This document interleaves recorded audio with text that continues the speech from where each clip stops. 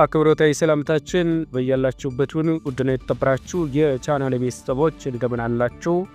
በዚህ ሰዓት ሁለት አጭር መረጃዎችን ወደ እናንተ አደርሳለሁ። ቻናሉን ሰብስክራይብ፣ ቪዲዮ ላይክ እያደረጋችሁ መረጃውን ልትከታተሉ በአክብሮት ጋብዛለሁ። የመጀመሪያው መረጃችን የኢፌዴሪ መከላከያ ሰራዊት ዳር ድንበርና ሉዓላዊነትን ለማስከበር ወደ ትግራይ መንቀሳቀሱን ተከትሎ በትግራይ ክልል ተንቤን ገብቶ የነበረው የሻዕቢያ ጦር ወደ ሽሬ ማፈግፈጉ ተሰምቷል።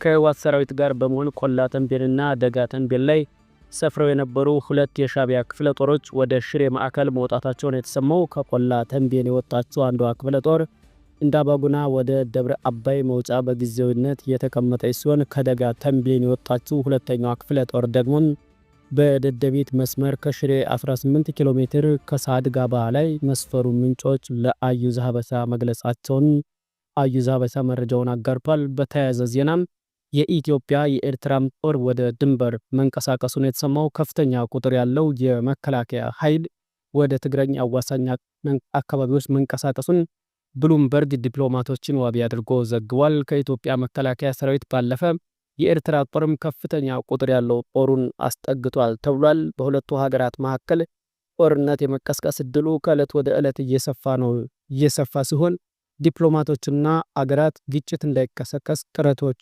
እያደረጉ መሆኑን የተሰማው።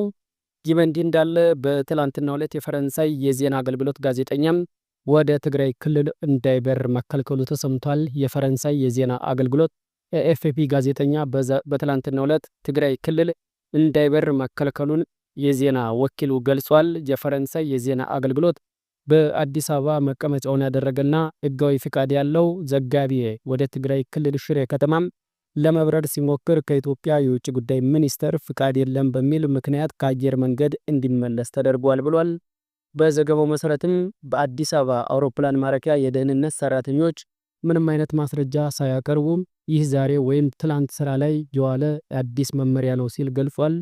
የድንበር የለሽ ጋዜጠኞች ቡድን አርኤስኤፍ ባወጣው መግለጫም የኤኤፍፒ ጋዜጠኛ ከጉዞው መታገዱ ህጋዊ እውቅና ባለው ጋዜጠኛ ላይ የተፈጸመ መረጃ የማግኘት መብት ጥሰት ነው በማለት ገልጿል። ቡድኑ ይህ ድርጊት በኢትዮጵያ በዓለም አቀፍ መገናኛ ብዙሃን ላይ የሚጣለውን ገደብ እየተባባሰ ስለመምጣቱ ሌላኛው ማሳያ ነው ሲል ገልጿል። የቻናል ቤተሰቦች ከቆይታ በኋላ እንዲሁ በአጭር መረጃ መለሳለሁ። እስከዛው መልካም ጊዜ ይሁንላችሁ።